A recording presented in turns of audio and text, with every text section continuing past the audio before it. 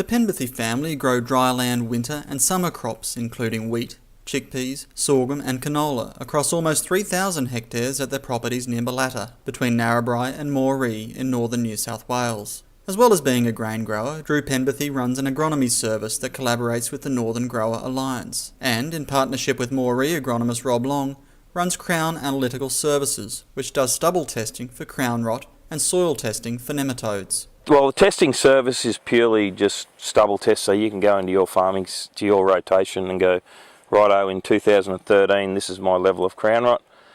What variety of wheat should I be growing, or should I be growing another break crop to get out of that problem? The crown rot trials we have on this farm and two other locations is more new varieties, or varieties soon to be commercially released. Put them under a clean system, so we'll have as little crown rot as we can in that trial spot, and then we'll add inoculum with and without, so we'll get what the yield of that crop will be, or that variety will be without crown rot, and alongside it with the crown rot inoculum, so we can see how they interact together.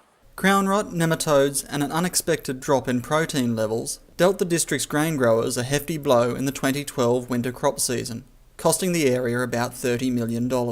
Through his various roles, Mr. Penberthy is working to reduce their impact. Yeah, well, part of the GRDC funded trials we've got in here is new varieties for evaluation, basically, varieties that will come through our system.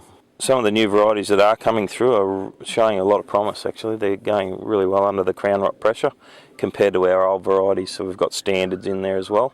And yeah, some of these new varieties are looking quite good.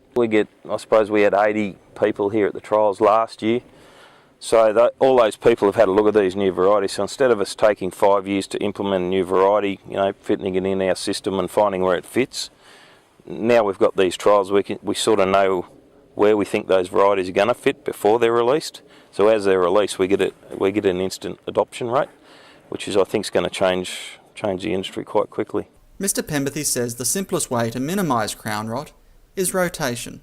Even though that's not the 100% answer, because we've still got stubble between the rows here of a break crop. If that goes back into a wheat stubble and it's got high inoculum or high nematodes in that soil, we're still going to have stubble there to affect the new cereal crop. But if you don't rotate, you're never going to clean the issue up. The big thing is rotation, planting between the wheat rows so you don't.